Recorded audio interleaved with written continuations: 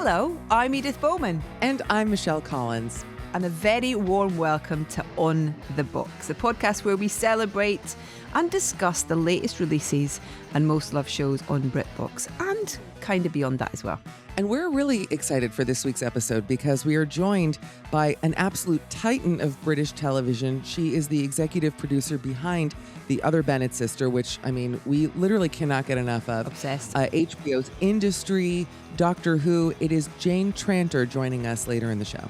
She's got such an amazing career and just behind so many great shows, both in the UK and spent some time in the States as well. And she was part of the original Succession production team as well. But I mean, the Other Bennet Sister is quite a mouthful now. So I don't know if you know this, but it's got a really nice abbreviation now of just being called TOBS. So there'll be lots of TOBS chat, just in case anybody hears me going, let's talk TOBS. And they're like, what are you talking about? It's funny because our producer, before we started this episode, the first time I've heard it, kept saying, yes, and we'll ask about TOBS and TOBS. And I knew what he meant. And I love an abbreviation. I'm a New Yorker. I'm always in a rush. You know, we need to save time where we can. Not sure I'm sold on TOBS. I mean, I know it sounds, just the way, sing it over and over again, it almost, I don't know, Edith, I'm not sold on it. I like the sound of the Other Bennet Sister. It sounds illustrious. Do you know what? I kind of know what you mean in terms of that idea that it slightly belittles the show in a small way, and that I think Mary deserves her entire title. What do you think? You read it exactly how I'm feeling it. Every time he said TOBS, I was like, and I noticed that I didn't say anything, but then Edith said something, and I said, wonder how Jane feels about it. Wonder how she feels about it as well. It's like, should we ask her? Jane, let's talk about TOBS. This is a lady who produced Succession. I don't feel comfortable saying TOBS in front of her. I'll be honest with you. I want to say the full title. Let's just be classy about it. All we hear straight away is when we mention it is a dial tone. She's hung up immediately. Yes, exactly. Like, bye-bye. You have been like literally flying all over the place. I've got this kind of weird mental image of a world map and a little plane icon or a train icon that just keeps moving constantly between country and country. It's not as bad as you think. I'll tell you what happened. I went to London last weekend, and I'm sad I missed you. I was only there for a couple days to see Harry. I know. I was like, what? She's at Harry Styles. I know. I was at Harry Styles last Friday, which, I'm sure. Have you seen him live? I'm sure you probably know him well.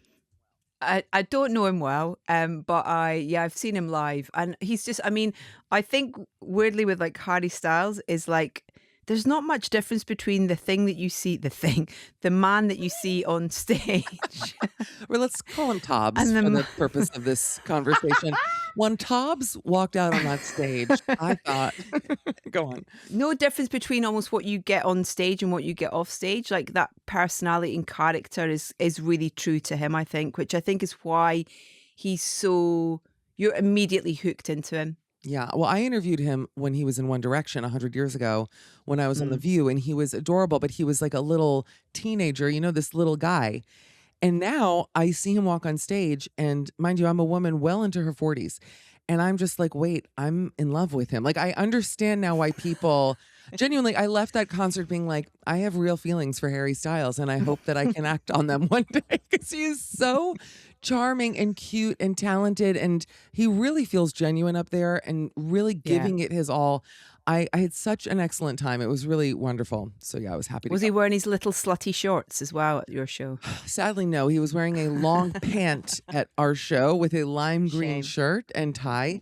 Obviously, we left before the end because, I never stay till the end of a concert. And even still, it was, a million people. But I have to hand it to London that they have really gotten their train tube system down after a concert. I went to Wimbledon on Monday. Isn't it great? I've been before, but it never ceases to just amaze. I'm sure you've been have you gone into the members club? That's my question for you.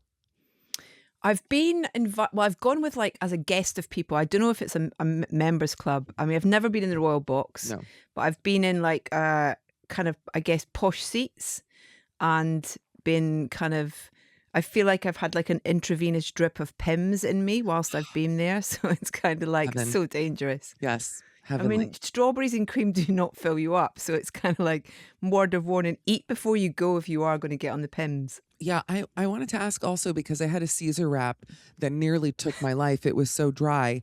And I wondered if that was an English thing. There was not a stitch of dressing on it. And I thought, well, there's old people who go to this thing. Forget, I still have moist glands. I'm thinking for the elderly among us, it's a hazard. Yes, they can't blame the weather on that one for sure, definitely. 100%. And it was hot out. Oh my God, it was a boiling hot day. But the people watching at Wimbledon, it is a real privilege to go. I'm well aware when I speak of it that people line up for days and never make it in. I mean, it's really like just such an exciting Yeah, thing. But once you're in, I mean, the people watching is just it's so good. bar none. When it comes to looking at posh people, obviously there's better people watching for like crazy outfits and stuff elsewhere. I would say at like a pride parade or whatever. But here, just to witness something from being from Miami, middle class, don't know about, the elite, the British wealthy elite, I could stare at these people all day. You can spot them a mile off as well. Which famousies did you spot whilst you were there? Did you see any Well, it's high funny. profiles? Close up, no. But Mm-hmm. Roger Federer was there, sitting in the royal box, and Mm-hmm. I met him briefly in New York once. Did you? I did. Oh my God. Before that, Edith, I'll be honest, I was like, oh yeah, he's a good player, but I never felt the pull because I found him a little flat on just for me. Gorgeous, gentlemanly. I don't Good know, height for you too. married. I have to put very, very happily married. But he is absolutely stunning in person and just the loveliest man. And I am like the biggest fan now. I love him. He looked so dapper. He was in a gorgeous suit. I mean, he's just beyond. I think Pippa Middleton was there. Okay. Not as big of a scene for me, but God bless. Yeah. Remember when they said Yeah. that she had a big ass? Am I allowed to say that here? Remember when that was like in the news? Yeah, with that beautiful bridesmaid's dress. It was so outrageous. It was anyone So who has like, an ass should be yeah, still hello. furious. That's why we get Yeah. along. We are Yeah. two big-assed, lovely. I don't think we can talk about this here, but I'm going to go on. It's a TOBS episode. We're celebrating TOBS and our Yeah, beautiful big asses on the figures. box talking about This is what the show should be, okay? But yeah, when they were gaslighting us about Pippa, and I'm going, now wait a damn minute. Are we Have you comparing her to seen who? this guy? I mean, really, put me in the royal box, honey. There's not enough room for, Billie Jean King won't fit. I mean, none of them will be in there. Speaking of big asses, how do you feel about chocolate? Right, this is a random question, but because you travel the world so much, and there's always a little bit of a kind of dig about how bad American chocolate is, but you kind of have been to some amazing European places and appreciate the chocolate. There's method in my madness here, so just humor me slightly. What's your take on chocolate? I'll happily answer this. I'm not a big chocolate person. Mm-hmm. I will, of course, eat it. Like I'm not, devoid of joy, but I will always go toward a lemon dessert, cherry, apricot, those kind of tart flavors over a chocolate. But Interesting. it's funny you ask because at the airport yesterday, I did get sucked into buying a huge fruit and nut bar. Is it Cadbury, I think? Wow. This is a Go reason. on. This is it's like I preempted this. So I was doing kind of doom scrolling this morning as I was making my way in.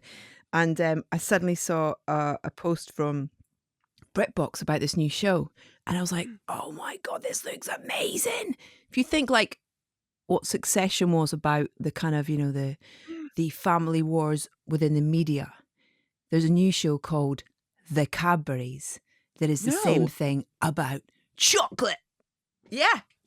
this is really, I never buy Can't chocolate. That is wait. the funniest How thing. weird's that though, that you bought a massive bar of Cadbury's and I knew I wanted to talk about it? It was £5. You think I'm not going to buy that? The nuts alone. A bar said, I'll suck the chocolate off and have a bowl of nuts. I said, I can't turn this bargain down, Edith Bowman. Get out. That's Yeah. very interesting. There are a lot of, I think any industry you can almost make a show about because there's so much backstabbing for anyone to become successful. We can ask our guest about that as well. Yeah. And we should go on a tour of the Cadbury's factory when you're here as well. It's a really good day out. Where is that? It's up near Birmingham. Oh, Yeah. okay. I'll let you know. Yeah. Does not Isn't that leave far? the M25. It's not far at all. Come on. From London? How far? It's like, where is it near? For like a train to Birmingham, 40 minutes. Oh, that's nothing. Oh, never mind. Okay, that's Bingo easy. day I trip. thought it was like by Manchester or something. Yeah. Okay. South of Manchester. You'll be fine. Um, Okay. we should we ask Jane how she feels about chocolate? I want to ask Jane about everything. We've talked about Pippa, chocolate. I have Tennis, questions. Harry Styles. Tennis. I bet she's been to Wimbledon this year. We should ask her about it. Definitely. Well, listen, we're absolutely thrilled to welcome our guest for this week. Please give a very special on the box welcome to Jane Tranter. Well, I know that we are just over the moon to welcome our guest today, who is live from a gorgeous place known as Bristol. Please, everybody, welcome to On the Box, the wonderful Jane Tranter. Jane, we wanted to say thank you, first of all, for being here today. Thank you very much. It's always a pleasure to talk about the Other Bennet Sister and to talk with BritBox. I mean, I know Edith and I were just talking before you arrived. First of all, just about how we were so obsessed with the Other Bennet Sister. And I know that we got to see it before kind of everyone else did. And I binged it in a single day. I couldn't stop hitting next episode to get through it. And I got to say, it did not surprise me at all that this show is such a big success.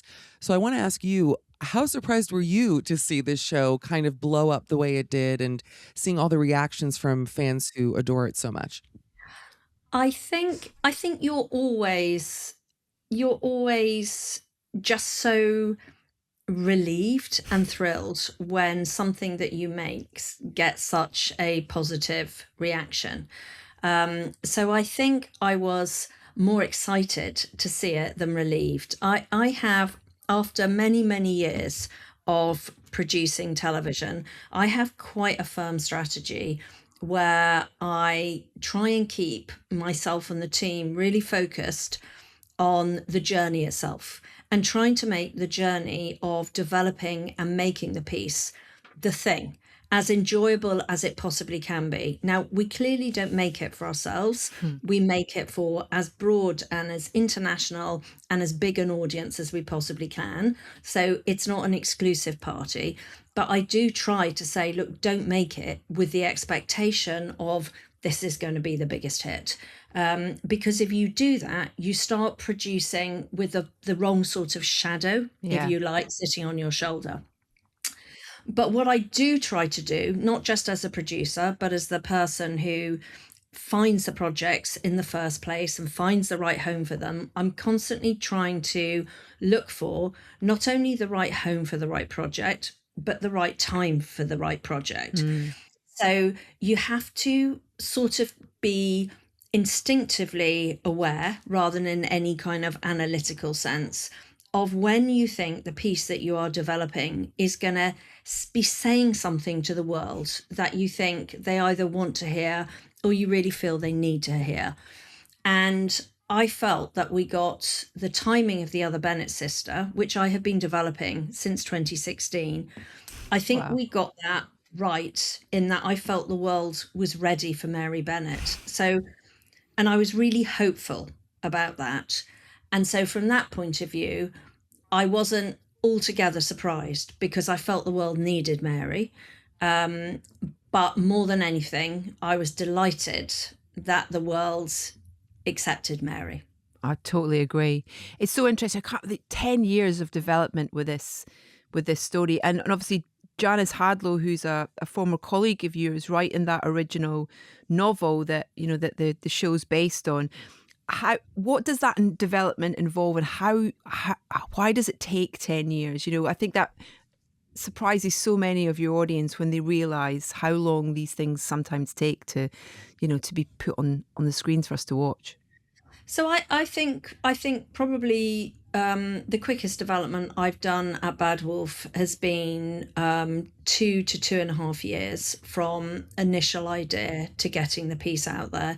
It does take a while because if you think about, one of the great things about television is its real estate. It's why I've always worked in television to date and not film.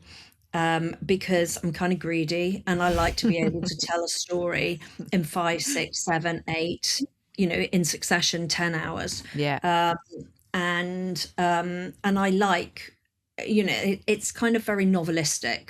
And I really like that. So if you think how long it takes to write a script, even if you're really going quite fast, and this is just to give listeners a really basic rule of thumb. that you could get, for example, all right, you found a broadcaster who wants to develop the project with you in January.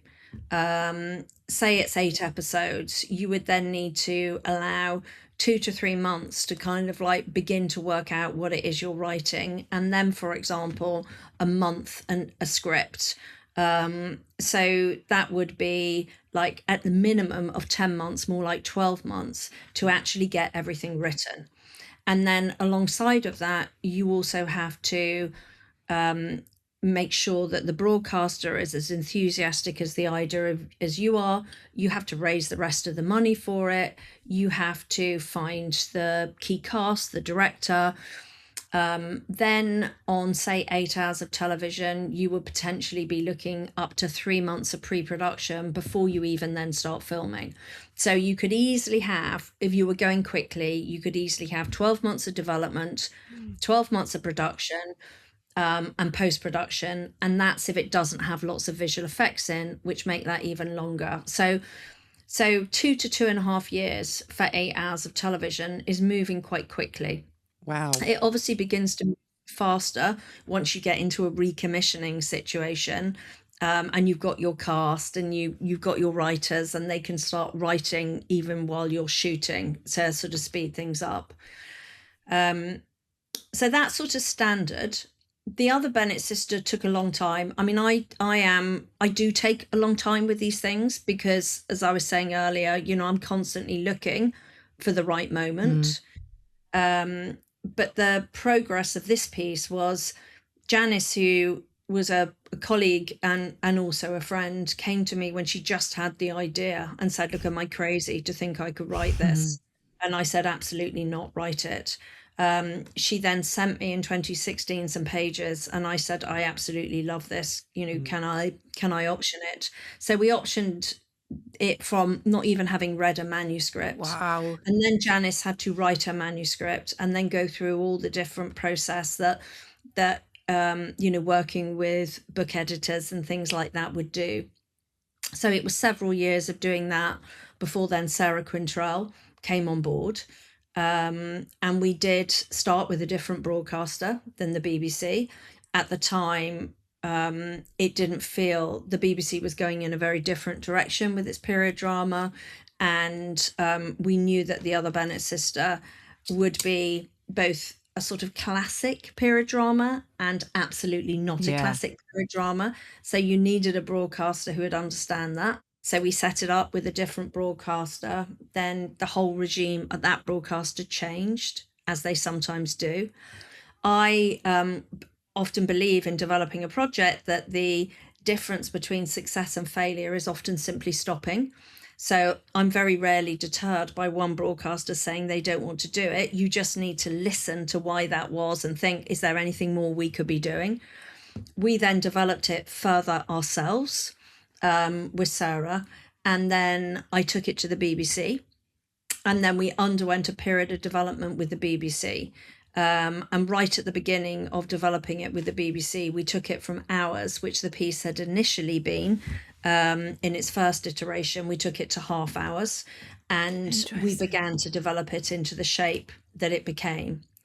And at that point, the sort of zeitgeist had changed. The BBC's period drama kind of requirement had changed, or its attitude had changed, and the world was changing very, very quickly. And Mary became like such a force for good to be developing as a character in that world. I have a very silly question, but just because as you were speaking, I was thinking of how I would be behaving if I was working on a project for 10 years and also facing, people saying no to me, this and that. Are you at all superstitious? Because I would think that are there any rituals that you have? Or I'm someone who I don't talk about something until it is done, like until the contracts have been signed and everything else. I will not tell a person because I believe in bad juju, evil eye, all these things. So it's why I'm not more successful, Jane. No offense to this show. But the point is, because I never brag about anything because I'm always afraid, to put like a thing. Do you have anything like that? Because 10 years of working on something, I imagine you must. That is such an interesting question. I really, really boringly, Mhm. I think what I have is the attitude of a pit pony. Um, and do you think all your listeners will know what a pit pony is? Well, Uh, tell us just tell to be us, yeah. safe. Yeah. Okay. So, so a pit pony were these small ponies that in the days when coal mining was done, one of my grandfathers was a coal miner, and they would go down the mines with small ponies. Who would have to just march all day long in the coal mine, pulling the little trucks of coal through on the sort of small passageways, and they would do that when they couldn't get railway tracks or whatever to sort of roll the carts along. And pit ponies were really known for their work ethic and their grit. And I was brought up in a working class Methodist household that had a very, very strong work ethic. And I feel that my superstition, if you like, is if I believe in it, I won't stop.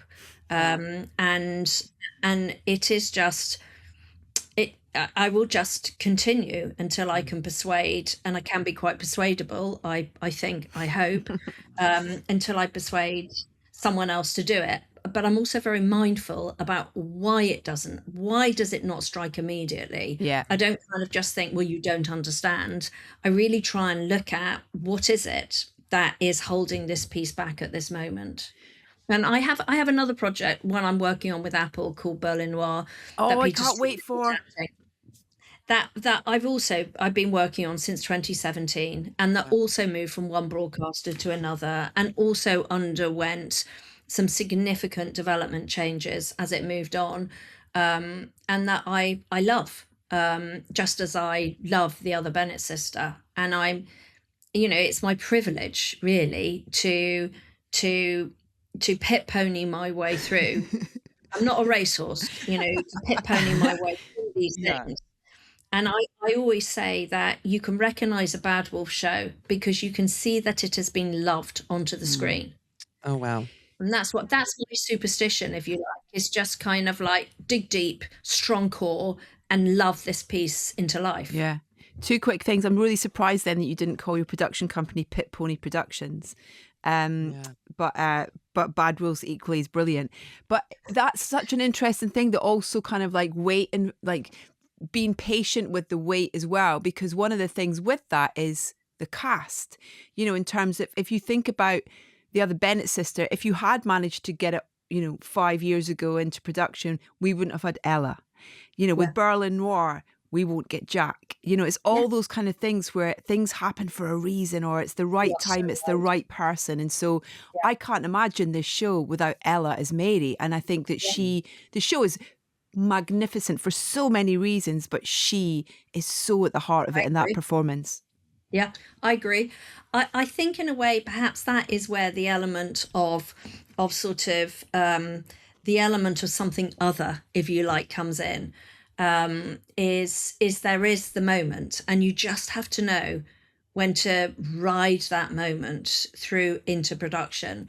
And I often say about the casting process, you can go through all sorts of, oh no, they're not available, or oh no, they didn't want to do it, and you think oh god, we're just never going to be able to get this in the way we want. And you always end up, in my view, if you have the right attitude, you don't necessarily end up with the cast you thought you wanted at the beginning of the journey. But if you keep focused on what you are trying to do with the characters and not be bedazzled by, well, who did the last thing that did this, or who's got the biggest star rating, you will end up with a cast that you need. And I mean, having said that, with Ella was, she was just like, oh, that's our Mary. As soon as we saw her audition, that was just it. But yes, I think there comes a moment, and you you assemble the team and you can't ever imagine it not having been that team. I have so many questions because you also worked on one of my favorite shows, I think everyone's, Succession, which could not be more different from the Other Bennet Sister, I think, in every way. I mean, it's a cutthroat family, like everyone wants each other dead. Can you talk a little bit just of your experience of working on Succession and also the stress of it? I assume your family was nothing like, I just read from your energy that your family was nothing like the Roy family in any way, shape, or form. But what was working on that show like? Because I mean, the success of it is staggering. Yes, I'm very, very different, as you say, from the Other Bennet Sister. Although I think the Other Bennet Sister, is a relief in Bad Wolf shows, because at last it's a show where no one is taking coke or talking about taking coke. It Finally. somehow seems to be, I don't know why. It kind of like keeps creeping into industry Yeah. or Go Girls or well, wait until you see Berlin Noir. It's kind of like it's I don't know. It's not a theme that should be following me around. I am much more Mary Bennett than I am any of the others. But You don't seem coked up at all to us right now. I don't see it. Thank you. You're welcome. Yeah, I appreciate you being able to understand. So Succession was very different for me in lots of ways. Succession it wasn't a Bad Wolf made show. I was brought onto it. I was lucky enough to be brought onto it as an executive producer. So what happened, I had been living and working in Los Angeles for a number of years, and I had made a number of shows over the years with HBO. And when I returned to the UK and set up Bad Wolf, I had HBO took a small shareholding in the company, and we had a deal with HBO. So when the absolute wonder and miracle and nicest human being ever that is Jesse Armstrong had his pilot, which I was nothing to do with, to be clear, greenlit to series by HBO, and wanted to have quite an extensive writer's room in London. At the time, Jesse hadn't done 1 hour returning drama before, and hadn't worked with HBO before apart from on the pilot. And I knew how to speak HBO, if you like. I knew what they would expect and when they would expect it. I knew how they would expect a writer's room to be set up, which didn't mean that Jesse had to set his writer's room up like that, but I could explain to HBO why we were doing it in this different way. And I'd obviously seen the pilot and loved it. I hadn't worked with Jesse before, but you can't spend more than half an hour with Jesse without thinking, okay, I would work with this man for the rest of my life if I'm lucky enough to.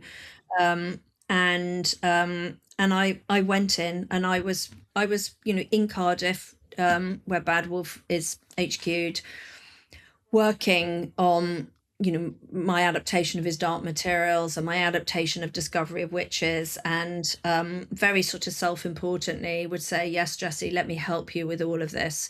And it didn't take me very long to realize that I was going to learn 100 times more from Jesse Armstrong and how he went about setting up the room for Succession than he was ever going to learn from me. But nonetheless, I would sort of pop into the room and say hello to everyone and listen to what they were doing and say, well, HBO might need this and HBO might need that. And then I think, I would say my role on Succession, and, they're very nicely, there I am as an executive producer, but it's not like how I executive produced the Other Bennet Sister. I was more like chief friend, chief cheerleader, chief supporter, chief smiler, chief standing ovationer, as each of the edits came in. You won an Emmy for that. I would, yeah, That's the chief smiler.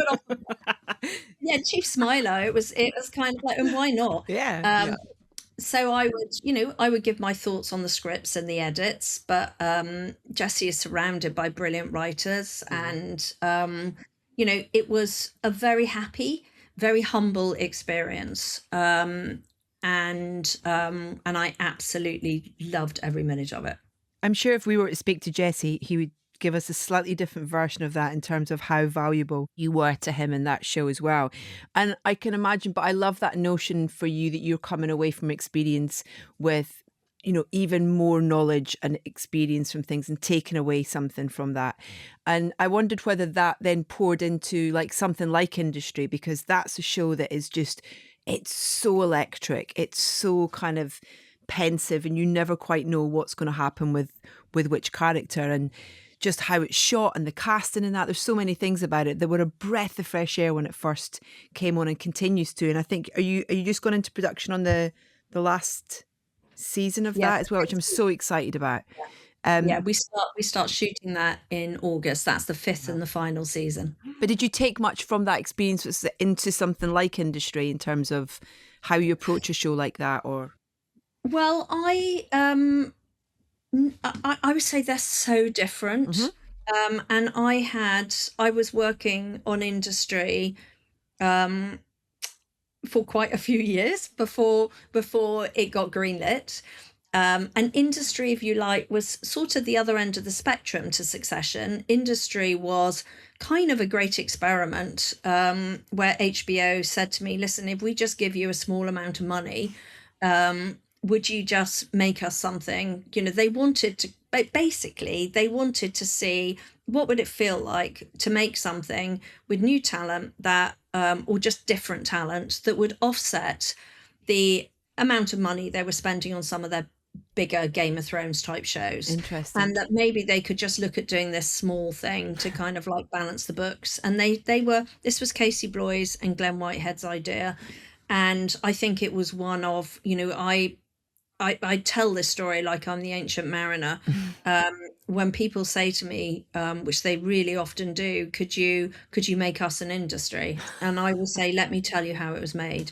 And it was made really by Casey Bloys saying to me, okay, you can do anything you want, but it has to be a cool show and you have to be able to do it for this amount of money.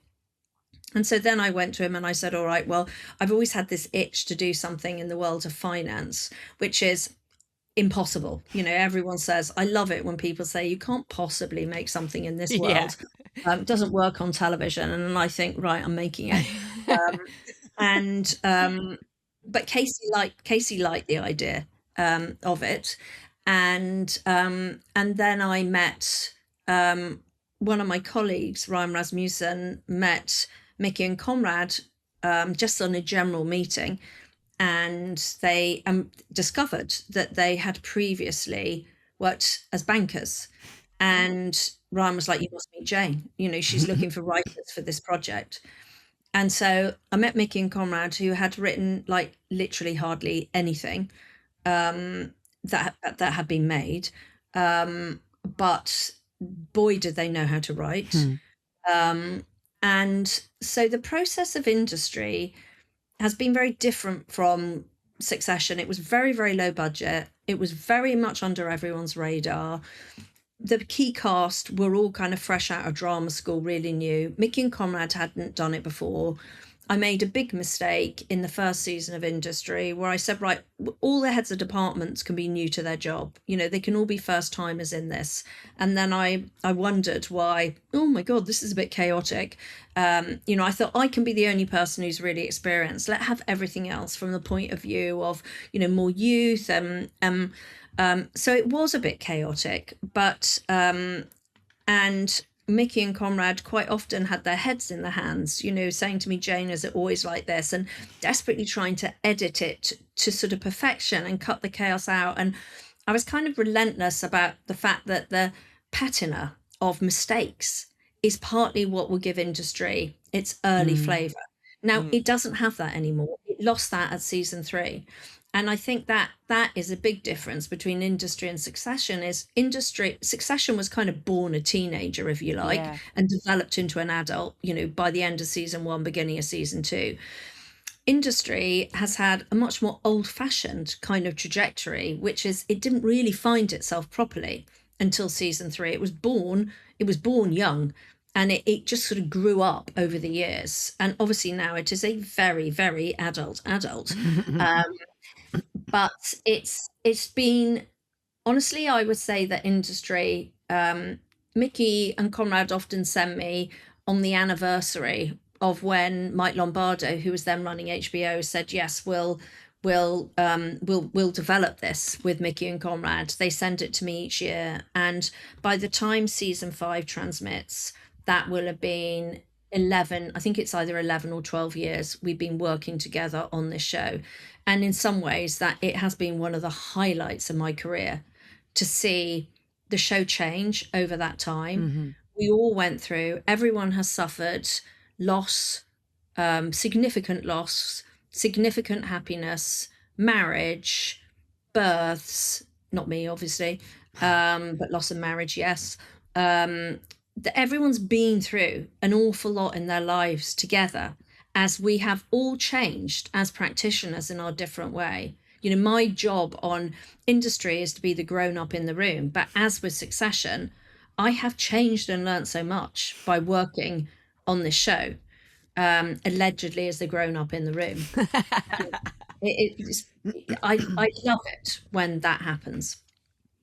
I have to ask, as the resident Bravo fan here on this podcast, you were one of the executive producers of the original iteration of Ladies of London, which was back in, I think, 2014. When was the first season out? It's like here we're talking about all these very serious dramas and everything else, and you were part of really a very explosive season of television with introduced us to Caroline Stanbury, who now is, I would say, high on the list of reality stars for sure.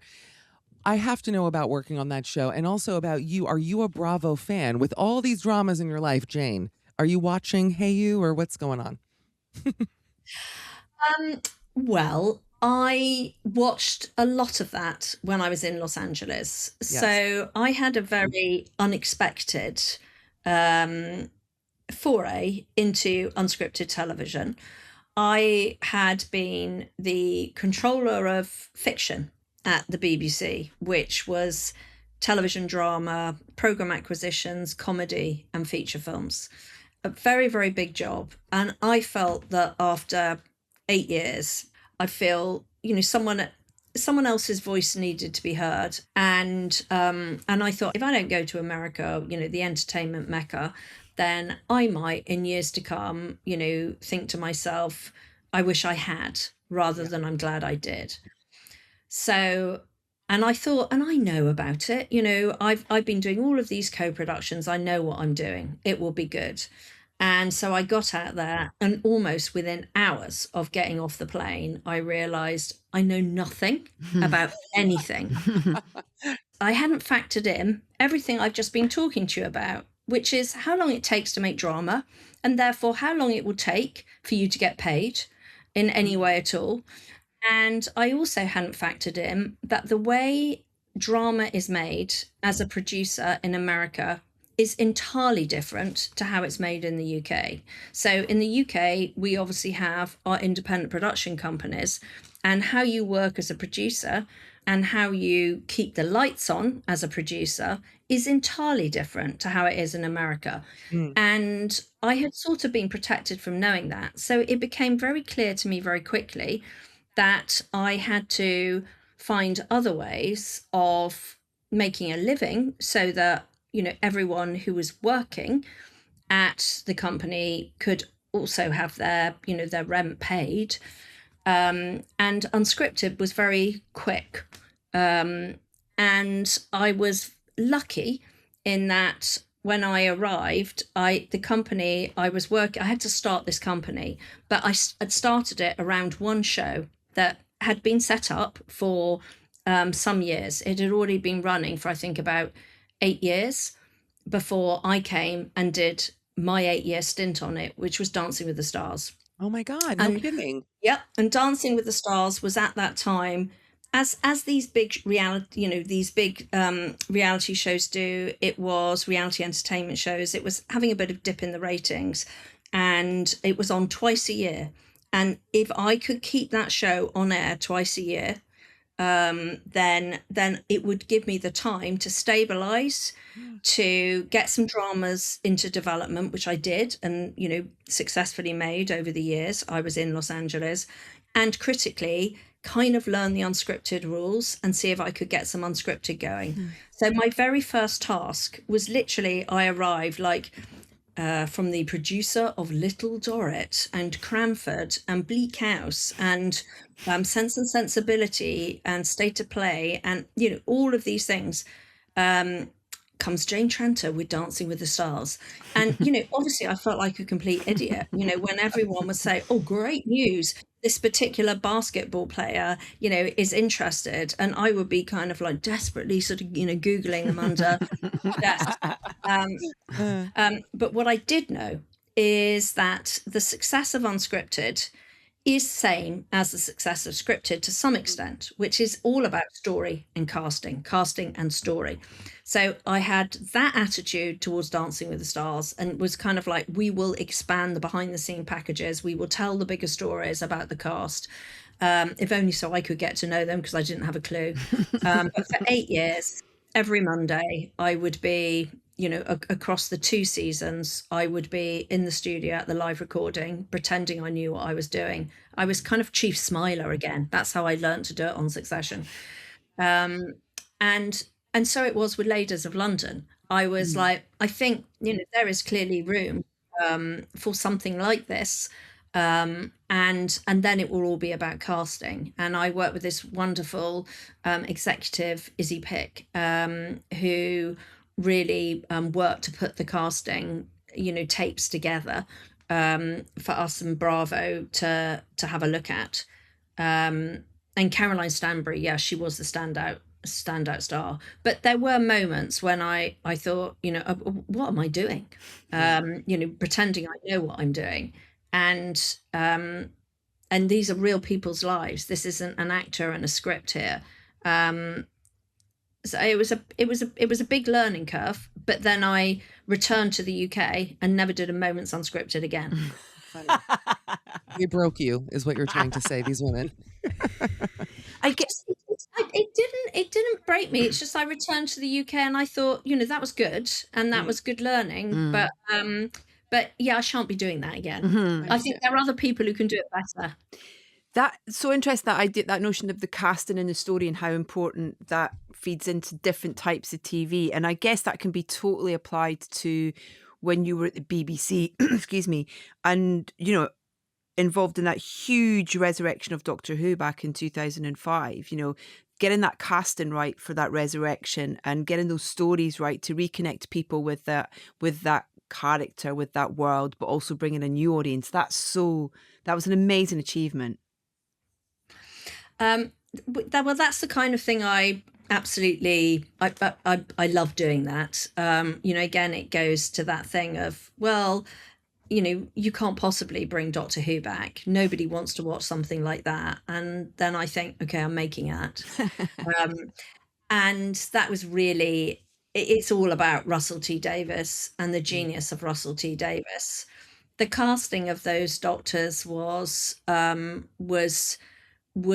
know, that when you look at the sort of zeitgeisty thing about casting we were talking about, I always say that Christopher Eccleston, you know, was just like the perfect actor to push those doors through. He was so beloved for a particular kind of role, and such a fine actor, but known for, you know, really quite serious, very, very meaty roles, which obviously the Doctor is, but it's in a very different genre.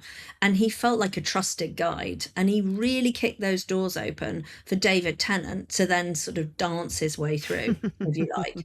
And I was lucky enough to be able to be part of the conversations about casting Matt Smith before I left to go and work in Los Angeles, and feel that, and again, you know, after David, the world is needing a slightly different type of Doctor, you know, a younger and more curio, if you like, type of Doctor. And again, you know, with the casting of Ncuti Gatwa, thinking, all right, well, the year is 2024. You know, what does the Doctor need to feel like for our world at this moment in time? And I love doing all of that. That's amazing. I tell you what nobody is saying is that we don't want any more Bennet Sister. That nobody is saying that because everybody. So you're kind of going against your own rule there because everybody wants more. And the brilliant news about this Christmas special is thrilling. Well, I think when it comes to a second season, it would be terrible if everyone was saying we don't want any more Bennet Sister, and I'm going, well, never mind, we're going to do it anyway. It's kind of like don't be, that's just kind of like uninvited. Yeah. It is absolutely thrilling. We hadn't anticipated that suddenly we would be in production with the Other Bennet Sister again in August. And to say it is joyful is a complete understatement. It's just lovely, to think the world, I keep saying it, but that the world wants Mary, someone who is not society's conventional definition of what a woman should be like, should sound like, should look like, should behave like. And I love in our world where there's so many comments the whole time about all across the spectrum of womanhood about what a woman should be like or look like or sound like or where a woman is allowed to go or not allowed to go. And to have someone who is not cookie cutter like that in the middle of it all is wonderful. And to have a character whose characteristics are about kindness and inclusion and feeling like an outsider and being welcomed into our hearts because of that, not in spite of that, is just such a hopeful, reassuring, wonderful, heartwarming thing. I mean, I know for myself, having been, as a child, kind of the outcast, right? I don't remember the last time a character has spoken to me in the way that Mary Bennet has. I just felt such a kinship with her. And then watching, everyone kind of fall head over heels for her healed something in me. So I want to say thank you for that, Jane, because it was just really wonderful to see just her story play out. And I know that we're thrilled for the Christmas specials coming up. But I think it's time, Edith, if you're into this, to move on to our last little segment that we do here. Just quickly before we do. Oh, please. I need to ask Jane about TOBS. How do you feel about TOBS, Jane, about the abbreviation? We were having a That's my abbreviation. That's what I've called it, always TOBS. There you go. Yeah. There we go. Yeah. Straight from the pack horse's mouth. The pack pony's mouth. Straight from the little pit pony's mouth. I can't get over. Okay, I will. Because we just heard it for the first time today, and we were a little taken aback at just how, TOBS, it felt very quick. But I'm going to call it that from now on. Okay. That's it. Yeah. Done. I'm trying to think of the puns. It'll come to me later. But Jane, we have a little feature on this show that we like to ask all our guests. It's called Revival. So we want to ask you, if you could bring back one of your favorite British shows, what would it be? And it could be any show. It could be a special, a mini series. As an American, a lot of these shows we've never heard of. So I want to ask you, what would it be? And maybe explain it to those of us out there who've never heard of it before.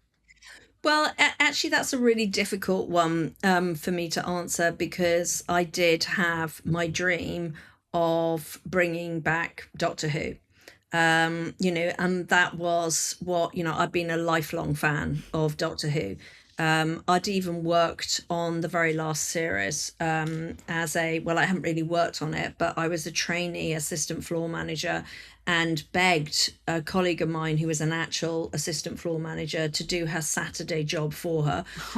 So I could do a day's work at the weekend on Doctor Who. So I've kind of had that already. I think for me, it would be, I would love, if I could have another go at something, wouldn't it be brilliant to bring back State of Play?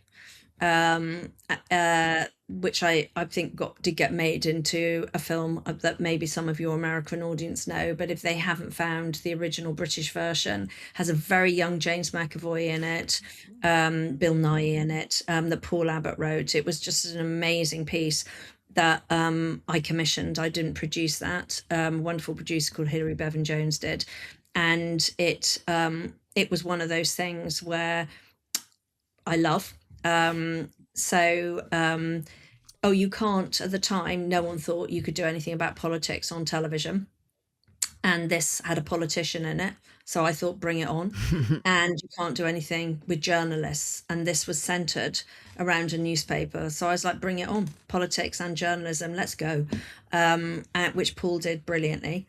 But I also think that for me, so much of it is I do love my books. Bad Wolf has done so many adaptations, and I have, made such a highlight of my career adapting adaptations, mainly period drama.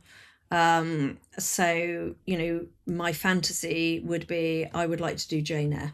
I would like to do a really modern take on Jane Eyre. Unfortunately, someone else apparently is doing it, so I might be stymied in that. But for me, I understand that's not really a revival, but it kind of is. Yeah, totally. Yeah, and if not Jane Eyre, then Rebecca, which is obviously part of the kind of the similar kind of, obviously Daphne du Maurier was very influenced by Jane Eyre. Yeah. Great choices, though. That's great. Jane, thank you so much for taking time out of your incredibly busy schedule to chat to us and just really give us such a fantastic insight into so many great shows and all the brilliant work that you've done and continue to do. It's been a great pleasure. Thank you so much for your interest in TOBS.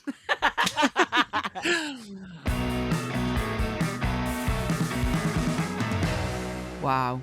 I feel like she must have lived 4 lives to have achieved all and worked on all those shows. It's unbelievable what she's done. I know. I gotta say, sometimes I look at my career and I go, and then I meet someone like Jane and I go, oh, I see. You have to work morning, noon, and night, and never. It's really the idea of just never giving up and really pushing those projects through. I was very inspired by that, to be honest. Yeah, so brilliant. What a great insight for us all as well, into so many different shows. And also kind of just remind you to, maybe if you haven't seen something or you haven't seen it in a while, to go and check it out, just from the stories of getting those things off the ground is brilliant. TOBS is available on BritBox. I'm going to kill you. I like it. You know what? Now I love it.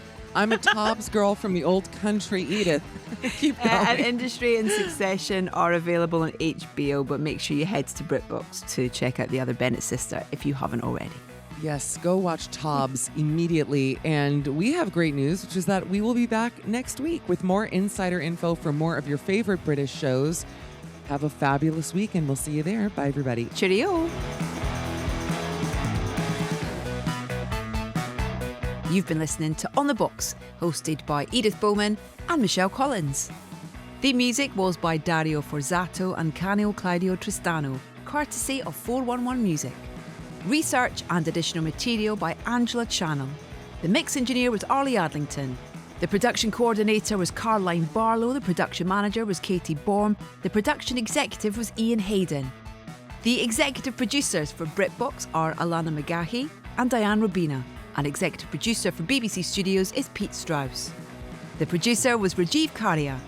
On the Box is a BBC Studios production for BritBox.